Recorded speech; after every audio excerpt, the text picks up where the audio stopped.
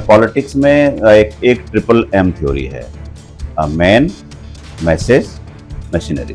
BJP की message बहुत ज़्यादा स्पष्ट नहीं है, मैन भी स्पष्ट नहीं है, मशीनरी बहुत स्ट्रॉन्ग। ऐसा तो न होगा कि न रामराज तो चल नहीं रहा है, बहुत सारे इंडियन कम्युनिस्ट ब्लॉक लेवल पर बहुत ज़्यादा करप्शन है। डब्ल्यू का नंबर डिसाइड करेगा कि कौन मुख्यमंत्री। ग्रैंड अलायंस में भी मुझे एक तरह से यूनिटी दिख रही है, तैयार के बाद यूनिटी दिख रही है। जैसे वोट अधिकार यात्रा साथ में किया, वोटर अधिकार यात्रा में माउंटेड फेस किसका था? राहुल गांधी का था। तेजस्वी पिलियन सीट पर। बिहार के अलायंस के फेस वो हैं, यह जब घोषित हो न हो, आप तो इन्हीं को घोषित करके लड़े थे 20 में। जद्दोजहद है बेसिकली 25 से 30% सीट की, मोस्टली हारी हुई सीट्स की। 114-15 सीटें तो सेटल्ड है। उसके बाद जो आधी सीटें हैं, आधी सीटों को लेकर के माथापच्ची है ना, वो तेजस्वी यादव को सीएम फेस के लिए इसीलिए कांग्रेस डिले कर रही है, एक अच्छी खासी सीट मांग रही है।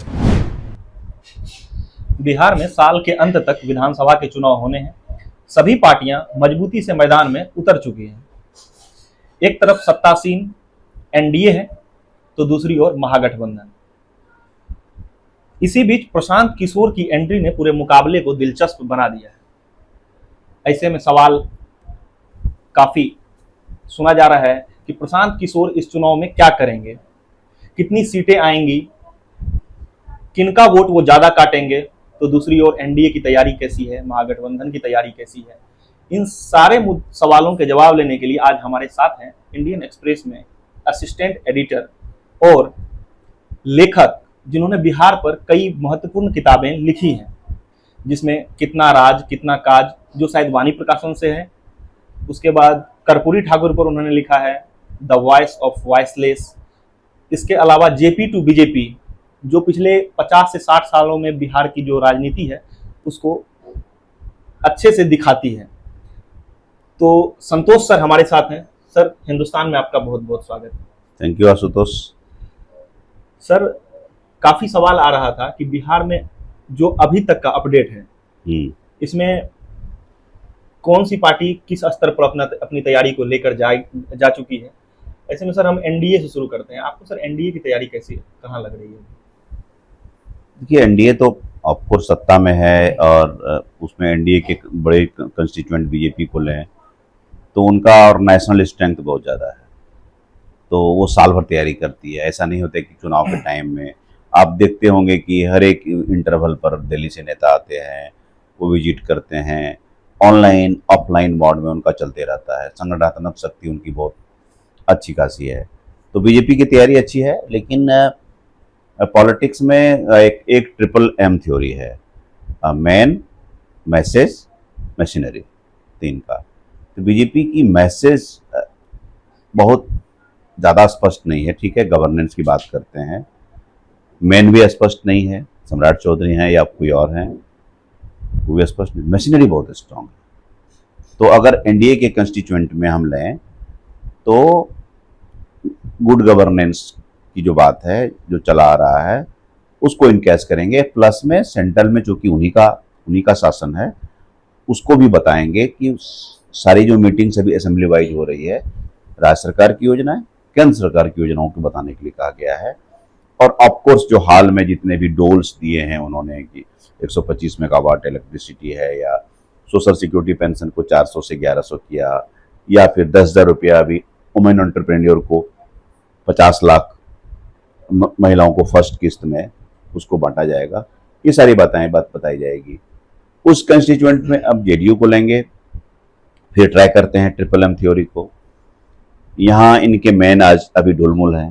नीतीश कुमार का नेतृत्व, ऑफकोर्स सबसे बड़े हाल फिलहाल के लालू प्रसाद नीतीश कुमार को मैं बराबर का नेता मानूंगा, कोई बड़ा छोटा नहीं। बहुत बिहार की पॉलिटिकल हिस्ट्री में he will go down one of the best chief minister, उसमें कोई संदेह नहीं है।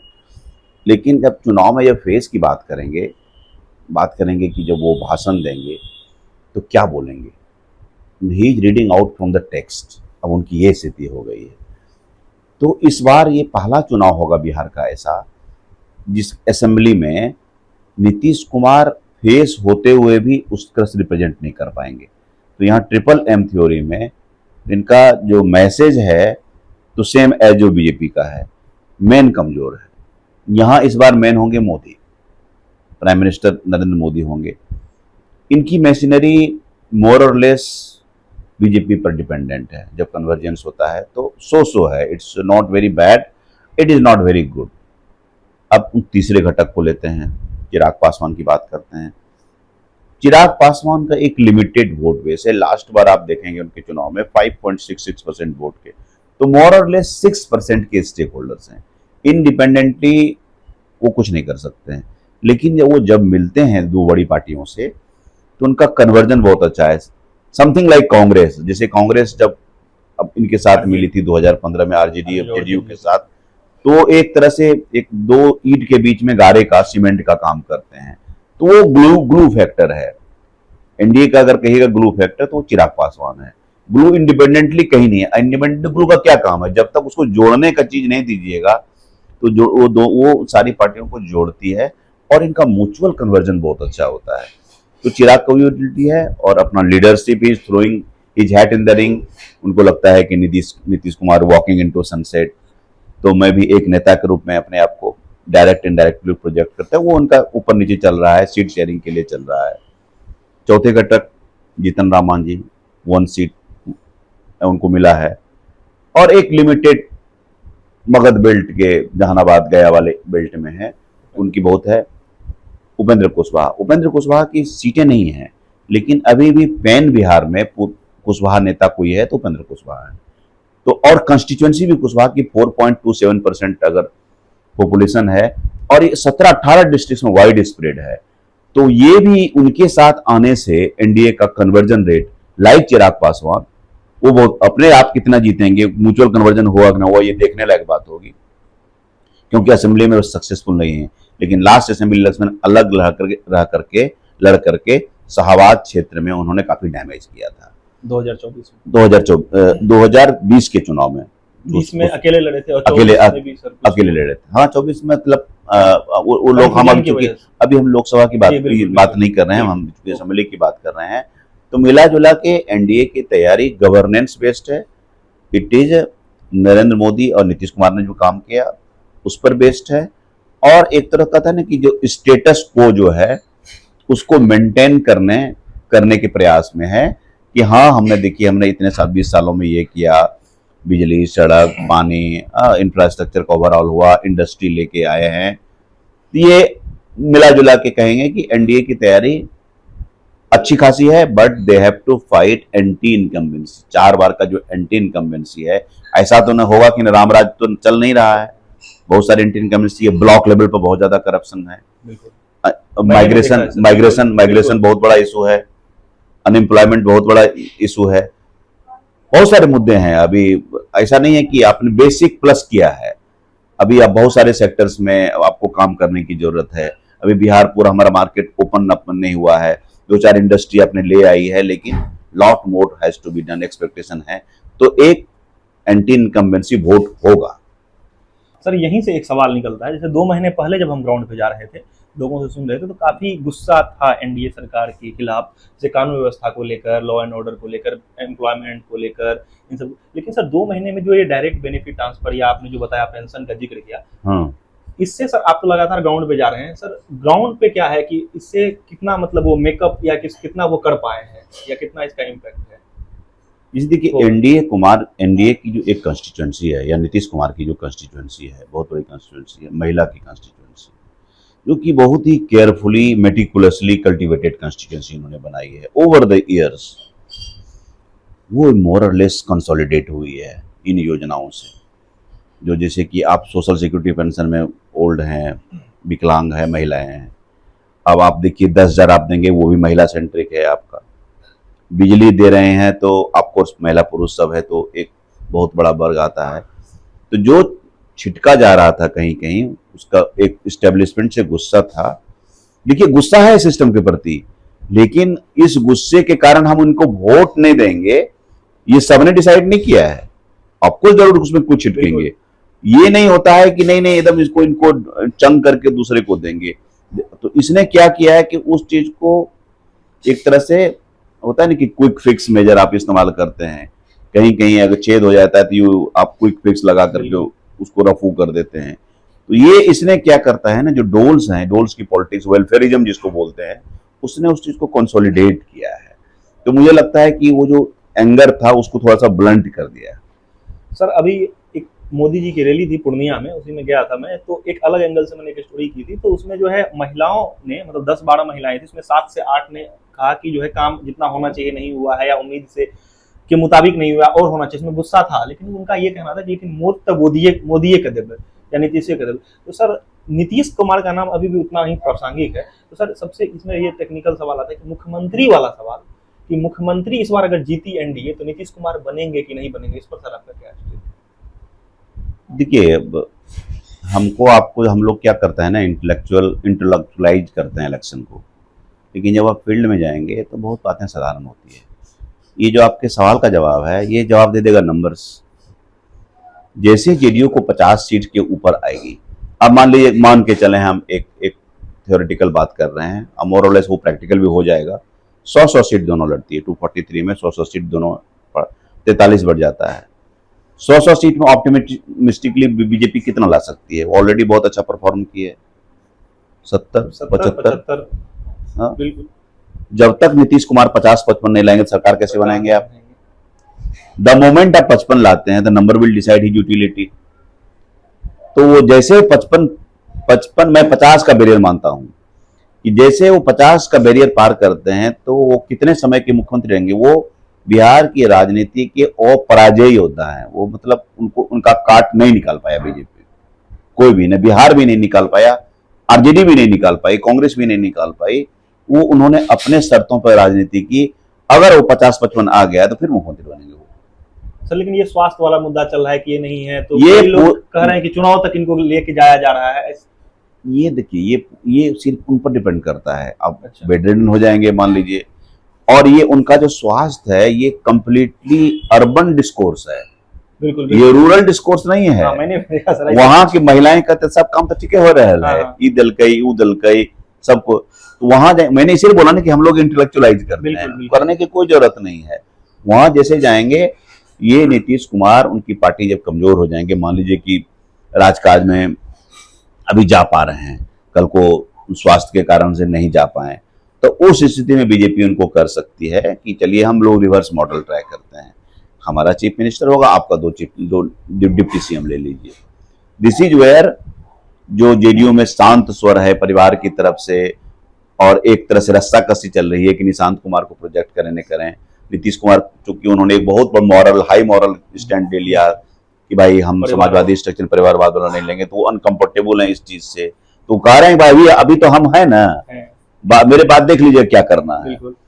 तो वो इम्पोर्टेंट तब हो जाएगा, नीतीश कुमार का जब स्वास्थ्य गिरेगा तब निशांत इम्पोर्टेंट हो जाएगा। उसके आने की तैयारी पूरी तरह से पूरी है, वो विलिंग है, वो अपने फादर के नॉड का इंतजार कर रहे हैं। लेकिन वो उनको लगता है कि पार्टी उनको ज्वाइन तो नहीं करवाएगी, लेकिन मुझे लगता है कि वो सेलेक्टिव कैंपेन करेंगे। हाँ, सेलेक्टिव कैंपेन करेंगे। मुझे जहां तक मेरी जानकारी है, मुझे एनालिसिस है, जो जितनी समझ है, कोई पार्टी के उस पार्टी के लिए कर ही सकता है ना, अपनी पार्टी के लिए बोल ही सकता है ना। उस पार्टी का कोई पद तो मांग नहीं रहा है, is not taking an important decision. उनको फील्ड में घूमने से इससे ये इंप्रेशन जाएगा फील्ड में कि जेडीयू का सक्सेशन प्लान है। तो उससे क्या होगा, सक्सेशन प्लान का जैसे जाएगा तो इनकी जो वोट छिटक रहे हैं या छिटने की संभावना है वो कंसोलिडेट होंगे, 1.5 से 2% वोट कंसोलिडेट होंगे। तो मुझे लगता है कि जिसे आपका मूल सवाल था चीफ मिनिस्टर वाला, ये नंबर डिसाइड कर, जदयू का नंबर डिसाइड करेगा कि कौन मुख्यमंत्री। सर अब एनडीए पे बस लास्ट मेरा सवाल है कि जैसे सर सीट शेयरिंग को लेकर, जैसे आपने कहा कि 100 सभी लोग मान के चल रहे हैं, अब क्या होगा ये तो। और सर इसके बाद बचती है 43 सीटें, जिसमें कि चिराग पासवान और ये मांझी और कुशवाहा जी। हाँ। सर इसमें सीट शेयरिंग का क्या लग रहा है? जैसे चिराग जी कोई बोल रहे हैं कि जो है दोस्त मेरा 35 या 40 सीट, उनके पार्टी के नेता। देखिए, जनरली एक लोकसभा सीट में 6 माना जाता है ना, कि 6 असेंबली होता तो ज्यादा भी है, 6 का एवरेज है। 6 मल्टीप्लाइड बाय भाई 30 का इनका एक नॉर्मली बनता है। तो चूंकि उतनी सीटें है नहीं बची हुई, तो मुझे जो लगता है कि समवेयर अराउंड 25 प्लस 2 - 2, और उसके बाद जो है जो 8-8, 9-9 सीट है दोनों में इक्वली या हो सकता है कि एक आध सीट ऊपर नीचे करके वो डिवाइड होगा। लेकिन ये 100 जो नंबर है, हालांकि जदयू का प्रयास है कि उनको 101 मिले ताकि एक बड़े भाई वाला बढ़त है, लेकिन बीजेपी ने कहा कि हम बड़े भाई छोटा भाई कोई नहीं है, हम लोग ट्विंस हैं। तो वो ये कहने का मतलब है कि बराबर बराबर बांटेंगे। तो ये अप टू देम, क्योंकि लास्ट बार 122 और 121 था, फिर उन्होंने अपने अपने एलाइज को बांटा, तो वो सुप्रीमेसी की बात कर, तो वो सीट की बात कर रहे हैं, उन्होंने परफॉर्मेंस की बात नहीं की। On the count of performance आप तो बीजेपी कह सकते थे, आपको तो 43 देते थे, तो आपको कैसे देंगे? तो ये थोड़ा बहुत रस्साकसी चलेगी, लेकिन मोर और लेस अराउंड दैट नंबर ही रहेगा, ऐसा ही रहेगा। और सर एनडीए में छिटकने वाला अब जबकि चुनाव पास है तो ऐसा लग मतलब जैसे अपने अपने तरीके से सभी अपने वर्करों को मतलब उत्साह के लिए जो है बोलते हैं कि हमें इतना चाहिए उतना चाहिए। क्या लगता है कि एनडीए अभी जो पोजीशन उसमें इंटैक्ट रहेगी? मुझे लगता है कि इंटैक्ट रहेगी, क्योंकि देखिए कुशवाहा जी बार्गेनिंग सीट पर नहीं है, बार्गेनिंग नहीं है। मांझी जी की भी बहुत ज्यादा बार्गेनिंग नहीं है, केंद्रीय मंत्री बने हुए हैं, इससे ज्यादा कुछ मिल नहीं सकता। हट के क्या करेंगे? He will lose it big. Chirag same for Paswan, केंद्र में बड़े मंत्री हैं कैबिनेट स्तर के, he will lose it big अगर आप नहीं रहेंगे। फिर आपको लंबा इंतजार करना पड़ेगा ना। ये सारी जो पोस्चरिंग है, रस्साकसी है सीट शेयरिंग के लिए कि हमको ज्यादा से ज्यादा मिले। कि मैं ये नहीं देख रहा हूं कि अलग हट करके कोई लड़ रहा है, क्योंकि फिर इधर प्रॉब्लम ऑफ प्लेंटी होगा, प्रॉब्लम ऑफ प्लेंटी होगा, फिर होगा गेन क्या है? बल्कि उल्टे तो ये बात चल रही है कि उधर वाले में से विकासशील इंसान पार्टी मुकेश सहनी रहेंगे इसकी बात चल रही है। यहाँ तक बात चल रही है कि चलो मतलब 70 या 21 तीनों को दे दिया जाए, और उसके बाद शेष जो बचेगा वो चिराग को दे दिया 100 के बाद, जो भी बचता है 22-23 जो भी बचता है, तो कहीं ना कहीं। लेकिन अभी तक मुझे होता हुआ दिख नहीं रहा है, और यहाँ इसको अच्छा खासा सीट हमको लगता है कि 18-20 के करीब मिलने का संभावना बन सकती है। सर अब गठबंधन जैसे तैयारियों को लेकर देखें तो अब बीजेपी इस मोड में आ गई है, मोदी जी की सभाएं भी लगातार हो रही है। अभी अमित शाह ने हाल में देखा होगा आपने कि रोहतास में एक डेयरी जगह पे जो है वो गए कार्यकर्ता सम्मेलन में उनको किया। तो इस तरह से केंद्रीय गृह मंत्री आ रहे हैं। दूसरी तरफ से महागठबंधन को अगर हम देखते हैं तो सर अभी तक कुछ एक मतलब समझ में नहीं आ रहा है कि एक आकार क्या होगा, सीट शेयरिंग का आकार क्या होगा, कितनी सीटों पर कौन लड़ेंगे, मुख्यमंत्री का फेस तेजस्वी यादव होंगे कि नहीं होंगे। इस पर सर आपको क्या लगता है कि अभी तक क्यों नहीं हो पा रहा होगा? नहीं, देखिए मैं उस तरह से नहीं लिया जाए इसको, बल्कि उल्टे मैं ये कहूँगा कि बहुत दिन के बाद मुझे लगता है कि ग्रैंड अलायंस में भी मुझे एक तरह से यूनिटी दिख रही है। एसआईआर के बाद? हाँ, एसआईआर के बाद यूनिटी दिख रही है। जैसे वोट अधिकार यात्रा साथ में किया लास्ट टाइम, कब याद है आपको कि राहुल गांधी इतने समय तक लंबे बिहार में घूमे, और कांग्रेस का इतना presence, for that matter opposition का इतना प्रेजेंस फील्ड में, और इतनी मीडिया पब्लिसिटी और अटेंशन मिला, इतना मिला। और अभी मत भूलिए कि अभी उसके तुरंत बाद उस मोमेंटम को बनाए रखने के लिए तेजस्वी ने तुरंत अपनी यात्रा शुरू की। अभी बिहार अधिकार यात्रा कल फिनिश हुआ 5 दिन का। जो जिले छूट गए थे उसमें तकरीबन जिले 10 और 11 उन्होंने फिर कवर कर लिए, और ये खत्म हुआ 24 तारीख को CWC, कांग्रेस की एक्सटेंडेड CWC। सर यहीं से लेकिन सवाल उठता है ना सर, हाँ, स्क्रीनिंग कमेटी जैसे 24 तारीख को ये कांग्रेस बुला रही है, तो सर अभी तो कुछ सीटें फाइनल नहीं हुई है, वहां पे आप किसको टिकट देंगे? आप सोनिया गांधी आ रही हैं, मल्लिकार्जुन खड़गे आ रहे हैं, और दूसरी तरफ आप जो है तेजस्वी यादव को मुख्यमंत्री का कैंडिडेट भी ऐलान नहीं कर रहे हैं। अब एक सवाल इसी में है कि सर अगर आप में कंटिन्यूटी है तो एसआईआर के बाद उसी पे रहते। अब तेजस्वी ने तो अपना अलग वो बना लिया, आरजेडी का यात्रा निकाल लिया कि जो है बिहार बदलाव यात्रा, और उसमें कांग्रेस भी शामिल नहीं है। तो सर ये कंफ्यूजन तो लगता है। नहीं, कंफ्यूजन देखिए, कोई एक इंडिपेंडेंट पार्टी है ना, जो एक कोहेसिव यूनिट की तरह से। एनडीए में भी कंफ्यूजन है, ऐसा थोड़ी है कहीं है किसका दिखता है कि। अब देखिए क्या है ना कि वोटर अधिकार यात्रा में माउंटेड पेस किसका था? राहुल गांधी का था। तेजस्वी पिलियन सीट पर थे, बिल्कुल है ना, यहाँ पिलियन सीट पर थे, यहाँ ड्राइविंग सीट पर है। बिहार के अलायंस के फेस वो हैं, यह जब घोषित हो न हो, आप तो इन्हीं को घोषित करके लड़े थे 20 में, तो वो एक तेजस्वी घोषित फेस है। और कोई भी पार्टी, किसी का वोट बेस जो होता है कभी कभी टकरा जाता है। तो आरजेडी मुस्लिम वोट का उनका मेन स्टेक होल्डर है, कांग्रेस भी देखती है। तो जब वोट अधिकार यात्रा में जब कांग्रेस की झंडी बहुत ज्यादा दिखने लगे, तो कहीं न कहीं इनको इंटरनल अपना एक पोजीशन एसर्ट करना था ना, कि हमारा झंडे की प्राइमेसी जो है फिर से वापस आए। तो हर एक पार्टी, कांग्रेस भी अपना अपना कुछ करेगी। लेकिन जो CWC जो बहुत दिन के बाद पटना में हो रही है, तो राष्ट्रीय स्तर पे एक मैसेज जाएगा बिहार के फोकस से को करके हुए इलेक्शन को फोकस करते थे। कांग्रेस कैसे अपने ग्राउंड को फिर से रिगेन करने की कोशिश कर रही है। होगी, इनमें रस्साकसी होगी, सीटों के लेकर के होगी कांग्रेस। मतलब कल मैं अखिलेश जी को सुन रहा था, अखिलेश प्रसाद सिंह को, पूर्व जो यहाँ के अध्यक्ष राज्यसभा एमपी हैं अभी, कि उनकी बात से लगा कि 70 के नीचे में स्केल डाउन करने के लिए कांग्रेस तैयार है, कि 2-4 सीट में कुछ नहीं होता। ये बात लाजमी है। मेरा जो अंडरस्टैंडिंग है 60 के आसपास ही रहेगा, 60 हो जाए +2 -2 इस हिसाब से हो। क्योंकि आप अगर एकोमोडेट करेंगे, आप इनको 2 संकट है कि आपको जिसकी बेटर कन्वर्टिबिलिटी है, सीपीआई एमएल लिबरेशन जिन्होंने बहुत अच्छा किया था, तो वो एक्सपेक्ट करेगी एटलीस्ट 7, 8, 10 सीटें ज्यादा देंगे उनको। आप चाहेंगे कि विनिंग सीट्स हो, तो कौन कम करेगा? थोड़ी आरजेडी कम करेगी। आपको वीआईपी को अकोमोडेट करना है तो आरजेडी भी कम करेगी अपना पिछले बार से, कांग्रेस को भी कम करेगी, तब तो अकोमोडेट होगा कि जो विनिंग है। तो ये सब चलेगा। हर एक पार्टी जो आती है तो अपना अपना पोस्चरिंग करती है, ये इलेक्टोरल पॉलिटिक्स में होता ही है। मुझे लगता है कि मोर और लेस दशहरा के बाद ये चीजें सेटल हो जाएगी। अब सीट वाइज डिस्कशन शुरू हो गए हैं हर एक पार्टी। क्योंकि देखिए होता क्या है ना कि उसने 75 सीटें जीती थी आरजेडी ने, बाद में उनके 4 वहां वाले भी आए, एआईएम के असदुद्दीन ओवैसी वाले। तो जो विनिंग सीट है वहां कोई दिक्कत नहीं है, मोर और लेस 1-2-4 सीट छोड़ करके मोर और लेस रिपीट होगा। तो पूरी जो जद्दोजहद है वो कितने सीट की है? जद्दोजहद है बेसिकली 25 से 30% सीट की, मोस्टली हारी हुई सीट्स की है।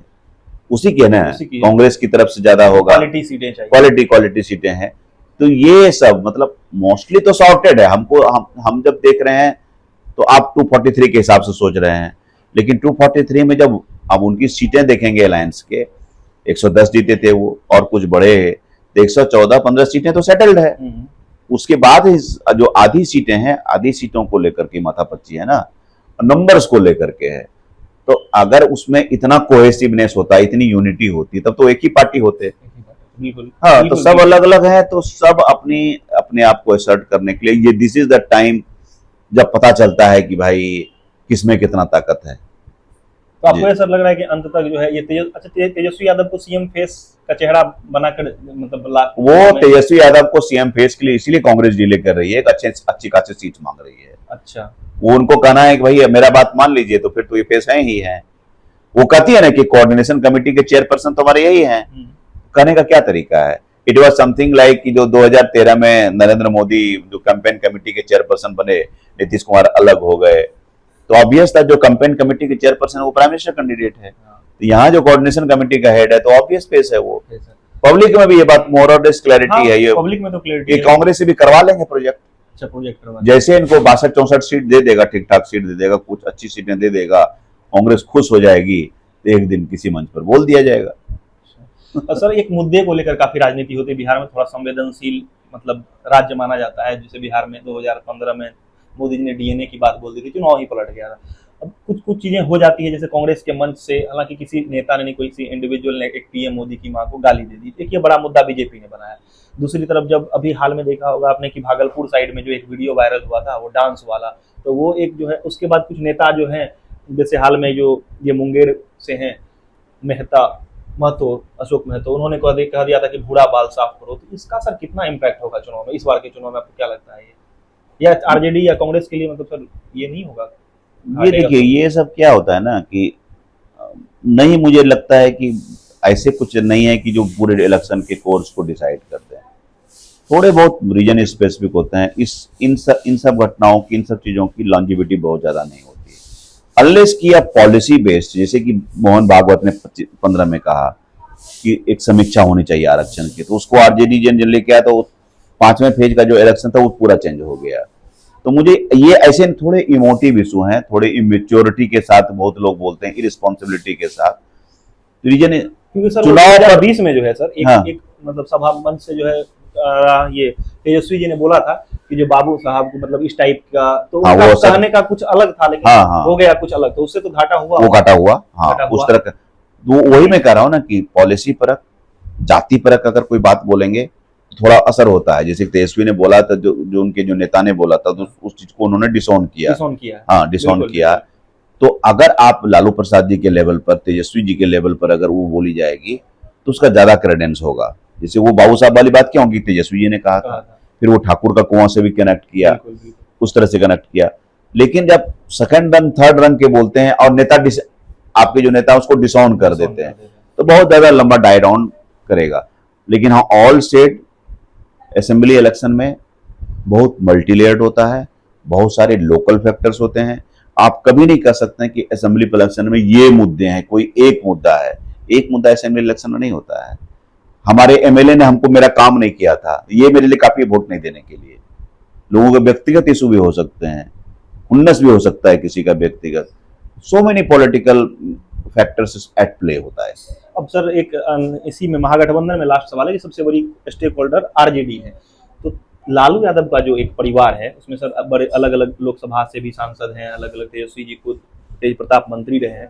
सर आपसी खींचतान काफी दिख रही है और ये लोगों तक ग्राउंड पे चला भी गया, तेज प्रताप पार्टी से बाहर भी और परिवार से भी बाहर चले गए। सर इसका कितना इम्पैक्ट आपको लग रहा है कि इस चुनाव में होगा, क्योंकि तेज प्रताप तो कई बार मतलब उनकी कॉन्स्टिट्यूंसी में भी जा रहे हैं और उन्होंने कहा है कि कई सीटों पर हम अपने उम्मीदवार खड़े करेंगे और उन्होंने टिकट बांटना भी शुरू कर दिया है। तो इसका सर कितना बड़ा इम्पैक्ट आपको लग रहा है इस चुनाव में? थोड़ा बहुत इम्पैक्ट होगा, क्योंकि अब कोई बड़ी पार्टी के स्ट्रक्चर में, अब देखिए आप दिल्ली में देखिए दो रोड है, एक है रिंग रोड, एक है आउटर रिंग रोड। तो आरजेडी के ring road is the main road, तो जो रिंग रोड ऑफ पावर में है वहां तेजस्वी है। आउटर रिंग रोड में सिस्टर्स हैं और इनका भाई था तेज प्रताप यादव, वो मेन रिंग रोड पर नहीं था, वो भी आउटर पर था। तो जो भी आउटर से इनर ऑर्बिट में आने की कोशिश करता है वहां कोलिजन होता है। जैसे मीसा भारती हैं, मीसा भारती कुछ स्टेटमेंट नहीं दे रही हैं, देख रहे होंगे आप, बहुत ही मेजर्ड। वो हर राउल इज डिफाइंड, वो जानते हैं कि मेरा राउल क्या है। वो बन गई लोकसभा एमपी, उनको था कि पाटलिपुत्रा से हमको जीतना है, लोकसभा एमपी बन गई, सी इज वेल सेटल्ड। बिहार की राजनीति में जब उनको कंपेन के लिए जब यदा कदा बुलाया जाएगा, सी वुड कम। तो she is very clear about her politics, जितना मैं समझ पा रहा हूं। रोहिणी आचार्य आई तो रोहिणी आचार्य सारन से लड़ी, ऑलमोस्ट कम वोट से आ रही, मतलब it was a very good contest, closely hot contest. तो एक टीस तो रहेगी कि एक फादर की कंस्टिट्यूंसी हुआ करती थी, मैं जीती, तो अब कहीं ना कहीं पावर की तो चाह होगी उनको। बिल्कुल, चुनाव आया है, सबसे बड़ा इलेक्टोरल जो टाइम होता है, उस टाइम में आप पावर को असर्ट करते हैं। उनकी भी कुछ इच्छाएं होगी, दैट आई डोंट नो कि क्या होगी। तो वो अपने आप को वो भी असर्ट कर रही हैं और उनकी परिवार में जहां तक मेरी जानकारी है चलती भी है, उनको रेस्पेक्ट भी है। खासी किडनी वाले देने के बाद जो लालू प्रसाद जी ने कई सार्वजनिक मंच में उनकी तारीफ की है, पब्लिक की भी सिंपैथी कहीं ना कहीं उनके प्रति है। तो हाँ, तो तेज प्रताप का निकलना, उनका रिवेल हो जाना, मान लीजिए पार्टी बना लेना, अब मान लीजिए और एक स्टेप आगे जाइए, कल को जदयू और बीजेपी को उनको टिकट देते तो महुआ से, तब क्या होगा? और एम्बैरेसिंग होगा, तब तो विनिंग कैंडिडेट भी हो सकता है, बिल्कुल बिल्कुल हो सकता है। तो और इसी बीच में इनका आक्षेप करना, जो उनके राज्यसभा एमपी सलाहकार हैं तेजस्वी के, संजय यादव पर बोलना, और प्रत्येक बिना नाम लिए बोला कि वो जो बस की सीट थी, बस का फ्रंट सीट है, उस पर आप लालू जी या तेजस्वी जी, नेता का सीट कंफर्म होता है, वो डिजिग्नेटेड सीट होती है, उस पर कोई नहीं बैठता, खाली भी रहता है। तो आप देखते होंगे कि टॉवेल रखा, that symbolises position and power. कहीं भी जाएंगे तो उस पर आप नहीं बैठते हैं। तो उस चीज को बैलेंस करने के लिए तो उन्होंने थोड़ा सा सामाजिक रंग दिया कि महिलाओं को बिठाया, गरीब परिवार के छोटे बच्चे को बिठाया। लेकिन मुझे लगता है कि एक तरह से कवर अप है, डैमेज हैज बीन डन। और अब देखिए ट्विटर में बहुत सारे लोगों को, 58 लोगों को अनफॉलो रोहिणी ने कर लिया। उसमें से अनफॉलो करने वालों में तेजस्वी हैं, पिताजी भी हैं, आरजेडी भी है, ऑफिस ऑफ तेजस्वी भी है, जो भी है। तो जितने इंपॉर्टेंट इसको फॉलो कर, तो वो इन्होंने अपना रिजेंटमेंट जो है, आजकल तो है अपना रिजेंटमेंट घर में बताने की कोई जरूरत नहीं, सोशल मीडिया पे बता दीजिए, बिल्कुल सारी दुनिया जान जाएगी। सोशल मीडिया से ट्रांसफर होकर के परिवार में आएगा फिर से कि तुमने क्यों किया, ये किया। तो वो उन्होंने कहा कि भैया I have nothing to do, कुछ लेना देना नहीं है।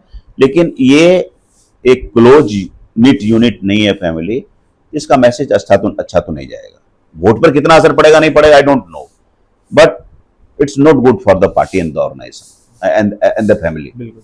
और लास्ट हम लोग आते हैं सर, ये प्रशांत किशोर के बारे में कुछ भी कह लें सर, बीजेपी भी कर रही है, आरजेडी भी कर रही है, अलग अलग तरीके से उनको कह रही है कि कोई इम्पैक्ट नहीं करेंगे, वोट कटवा है, जो भी कह लें सर, लेकिन प्रशांत किशोर की जो है प्रेजेंस ग्राउंड पे तो दिख रही है, लोग बातचीत कर रहे हैं, लोगों में ये बातचीत में है, और वो कह भी रहे हैं कि या तो हम अर्श पे या तो फर्श पे।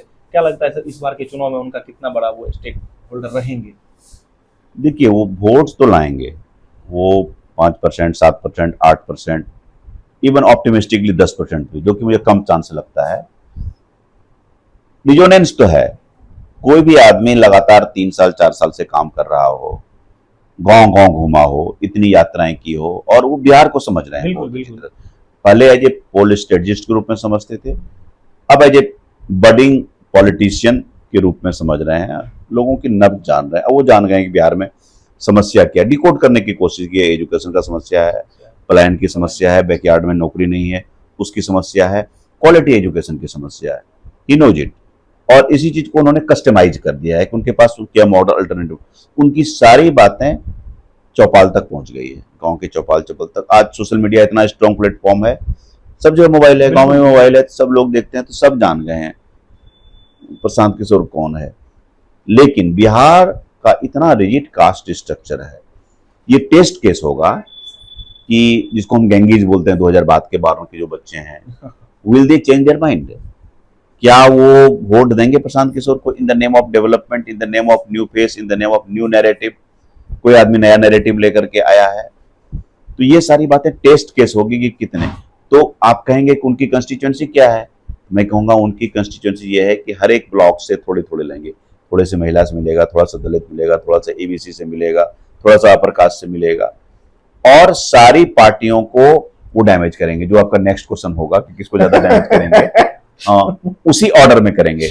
जैसे कि उनका प्राइम लक्ष्य होगा जदयू, क्योंकि वो तो कह भी चुके हैं कि 25। हाँ, वो जो कहे कि एक बड़ी पार्टी जिनके बड़े नेता नीतीश कुमार हैं, उनके वो पार्टी कमजोर होगी तभी तो एक नई पार्टी का एक उदय होगा।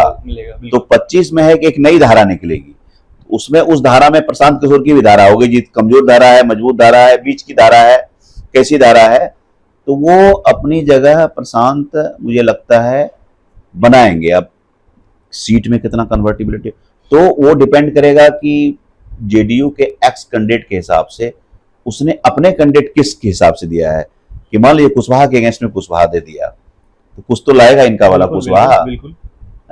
लालू जी के यादव के अगेंस्ट, तेजस्वी के यादव के अगेंस्ट में यादव दे दिया, मुस्लिम के अगेंस्ट में मुस्लिम दे दिया, या यादव ही दे दिया, तो पता चलेगा। बीजेपी के अपर कास्ट के अगेंस्ट अपर कास्ट दे दिया, ब्राह्मण के अगेंस्ट ब्राह्मण दे दिया, राजपूत के अगेंस्ट में ये राजपूत दे दिया, या भूमियार दे दिया, जो कि उनकी कंस्टिट्यूंसी मानी जाती है। तो ये जबरदस्त केस होगा कि वो कैसे कैसे कैंडिडेट लाते हैं। सर इसी पे एक मतलब थोड़ा सा काउंटर क्वेश्चन है, जैसे कैंडिडेट की बात गए तो प्रशांत किशोर शुरुआत से कह रहे हैं कि हम जाति और ये इस सबसे ऊपर उठ के इस बार जो हम कैंडिडेट देंगे, जो जाति की बात हम नहीं करते हैं। तो क्या लगता है सर कैंडिडेट में उसका ध्यान रखेंगे कि वो किसी को भी देंगे? नहीं, एकदम ध्यान रखेंगे। ये भाषण देना बहुत बहुत आसान काम है, बिहार की राजनीति में राजनीति करना। यही 10 वर्ष पहले आप ही थे ना स्ट्रेटजिस्ट। बिल्कुल बिल्कुल। क्या 10 वर्ष में बहुत ज्यादा बिहार के सोशल स्ट्रक्चर में बदल गया? बहुत ज्यादा कुछ नहीं बदला, सोशल स्ट्रक्चर तो वही है। हाँ, तो आप जब बोलेंगे उसमें आप पढ़े लिखे लोग को दे सकते हैं, उसके जो प्रोफाइल है अच्छे प्रोफाइल वाले लोग सकते हैं, कि जिसका कि क्राइम का कोई रिकॉर्ड नहीं है, पढ़े लिखे हों, अच्छे पदों पर रहे हों। डॉक्टर इंजीनियर को दे सकते हैं, जो फॉर्मर ब्यूरोक्रेट को दे सकते हैं, वो मान सकता हूं मैं। लेकिन वो जब वो देंगे तो सोशल कॉम्बिनेशन का ध्यान वो भी रखेंगे। ये मैं मान नहीं सकता हूं कि जब आप ड्राइंग बोर्ड पर बैठते हैं तो आप स्ट्रेटेजाइज करेंगे तो सोशल कॉम्बिनेशन को इग्नोर नहीं करेंगे। वो एक up market development educated face देने की कोशिश करेंगे, ये सब करेंगे। तो वो ये डिपेंड करता है कि मुझे लगता है कि सबसे ज्यादा जेडीयू को डैमेज कर सकते हैं, उसके बाद बीजेपी को भी डैमेज करेंगे, आरजेडी को डैमेज सबसे लास्ट में करेंगे। मैं इसलिए बोल रहा हूं आपको कि आरजेडी ऐसी पार्टी है कि जिसका 20% का वोट बेस कन्फर्म है, उसके नीचे आप गिरा ही नहीं सकते हैं। कि उनका जो कॉम्बिनेशन है आधी सीटों पर मान लीजिए कि तकरीबन MY वाला हिसाब होगा, उसमें नहीं आधी होगा तो मान लीजिए कि 40% तो होगा ही होगा, वो होगा। तो आप उसको एक सीमा के बाद डैमेज नहीं कर नहीं कर पाएंगे, पाएंगे। चाह के भी नहीं कर पाएंगे, ऐसा स्ट्रक्चर बना हुआ है। उसी प्रकार बीजेपी का काडर वोट है तो उसको भी एक सीमा के बाद नहीं कर पाएंगे। जेडीयू का है वुमेन कंस्टिट्यूएंसी बहुत स्ट्रांग है, तो जेडीयू को भी एक सीमा के बाद नहीं कर पाएंगे। तो मैं कहूंगा फिर भी मैं अगर कंक्लूड करता हूं तो मुझे लगता है कि जेडीयू से ज्यादा डैमेज करेंगे। फिर मुझे लगता है कि आरजेडी बीजेपी 19-20 के हिसाब से रहेगी कि उसको कैसे कैसे, और ये जो लोग बोलते हैं ना कि ये बीजेपी की बी टीम है, ये भी एक्सपोज हो जाएगा, पता चल जाएगा, लोगों को एक्सपोज हो जाएगा या पता चल जाएगा कि भाई वास्तव में क्या है। बीजेपी के बड़े नेताओं पे भी एकदम पूरा लगातार हाँ, क्योंकि भाई मैं मानना नहीं चाहता हूं कि कहा जाता है कि राजनीति भीड़ में की जाती है लेकिन अपने लिए की जाती है। कोई व्यक्ति इतने सालों से लगा हुआ है तो किसी दूसरे के लिए तो नहीं लगा होगा। 3 साल से तो क्यों नहीं लगेगा, लगा हुआ है। आप देखिए जितने भी इनके शीर्ष नेता हैं, चाहे सम्राट चौधरी हों, चाहे अब संजय जायसवाल हों, चाहे दिलीप जायसवाल हों, मंगल पांडे हों, सबको अटैक किया, जेडीयू में अटैक किया। ऐसा नहीं है कि वो अटैक नहीं कर रहे हैं, वो एकदम पूरी तरह से एकदम फुल फ्लेजेड तरीके से एकदम वो अटैक कर रहे हैं। अब यही है कि अब उसकी लिमिटिंग फैक्टर ये है कि उनका भी ऑर्गेनाइजेशन नया है, जिसे हम ट्रिपल एम में बोल रहे थे, तो इनका मेन क्लियर है, मैसेज क्लियर है, मशीनरी वीक है। हाँ, तो ये इनका तीसरा वाला जो एम है इनका वीक है। नई पार्टी है, गांव में जाइएगा ई बार देख भाई, लोग ये कहेंगे ई बार नए, मतलब हम नहीं देंगे अपना, तुम दे दो। हाँ सर, मैंने ये चीज देखा है कि जैसे इनका जो बीजेपी का जो कोर वोटर है जिसको कहते हैं अपर कास्ट, जितना मुझे समझ में लगा कि वो देना तो चाह रहे हैं लेकिन वो डर रहे हैं कि कहीं आरजेडी ने आ जाए। और मैंने कुछ लोगों से बात की, मतलब of the camera, back the camera, तो वो जो आरजेडी के जो कोर वोटर है वो कह रहे हैं कि बीजेपी ना आ जाए, इसलिए जो मुसलमान और दोनों में थोड़ा सा कंफ्यूजन है इस स्तर में, पता नहीं। हाँ, मैंने एक कोई नई पार्टी आती है तो पूरा विश्वास तुरंत नहीं होगा कि लोगों को इसको देते हैं सरकार बना लेगी। लोगों को लगता है कि कहीं इसके देने से ये तो नहीं जीत जाएगा। और ये लोग कुछ भी बोल रहे हैं कि Indian electorates are very smart, उनको कभी हम लोग को अंडरएस्टिमेट नहीं करना चाहिए। आप बड़ी बड़ी थ्योरी लेके जाएंगे, गांव में आप जाएंगे, एक सेंटेंस से आपकी सारी थ्योरी को डिकोड कर देंगे। They are so smart, intelligence. वो राजनीति को बहुत अच्छी तरह से समझते हैं, अपने प्रेफरेंस को बहुत अच्छी तरह समझते हैं। But all said and done, ये election as a student of politics बहुत ही मुझे इंटरेस्टिंग लग रहा है। मैंने 10 इलेक्शन कवर किए होंगे, बहुत एब्जॉर्बिंग मुझे लग रहा है कि भाई ये मैं प्रशांत किशोर की केस स्टडी को समझना चाह रहा हूँ कि what kind of case study like Prashant Kishor can do to democracy. ये मैं समझना चाह रहा हूँ, इसको डिकोड करना चाह रहा हूँ। और ये यहाँ बैठ करके नहीं होगा, ये फील्ड में जाने के बाद।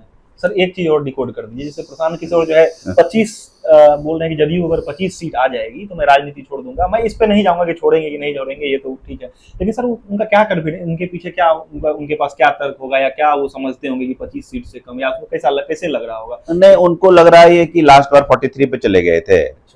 हालांकि चिराग इस बार इधर है और नेता इनका कमजोर है, कैंपेन कर नहीं पाएगा, संगठन है ही नहीं। हाँ, तो फिर हम लोग उसको देख लेंगे। तो मुझे नहीं लगता है कि वो उनकी बात सच हो पाएगी, उतना भी नहीं होगा, क्योंकि अगर उनको 25 सीट आएगी तो एनडीए पावर में नहीं आ रही है, इसका मतलब। बिल्कुल। हाँ, प्रशांत किशोर, लास्ट वर्ड में बोल रहा हूं मैं, बहुत कॉशियसली बोल रहा हूँ, सोच समझकर।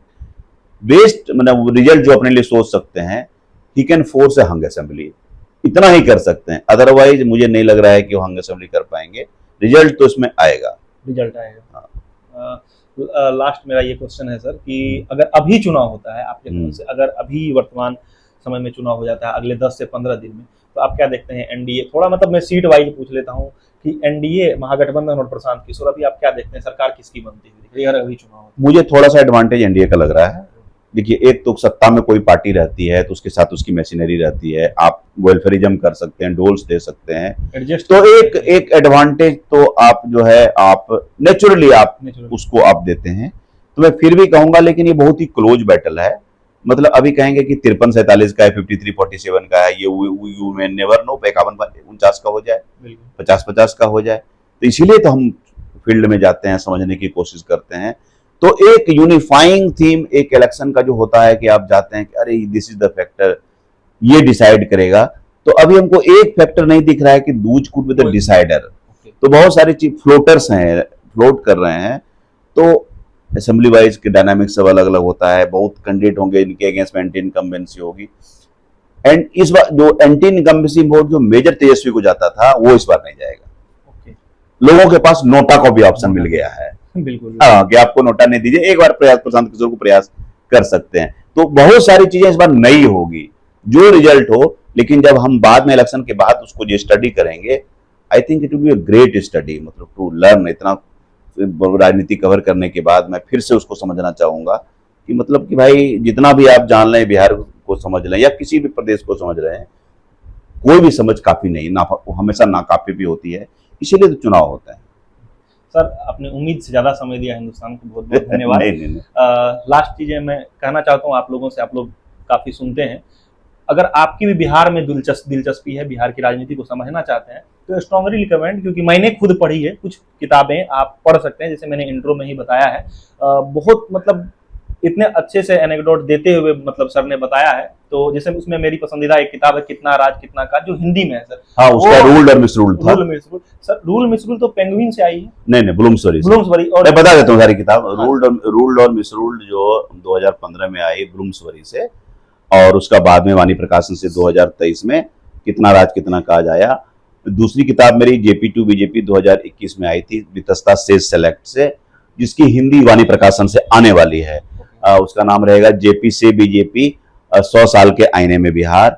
तीसरी किताब है मेरी द जननायक, जो मैंने आदित्य अनमोल के साथ लिखी, the Jannayak, Karpoori Thakur, voice of voiceless, और उसको हिंदी में बेजुबानों की आवाज करके, वो भी पेंगुइन से ही आई है, वो भी मार्केट में आ गई है। तो मेरी तीनों किताबों, मतलब 3 अंग्रेजी है, उसकी 2 हिंदी, तीसरी आने वाली है। सर बहुत बहुत धन्यवाद। अरे थैंक यू, थैंक यू।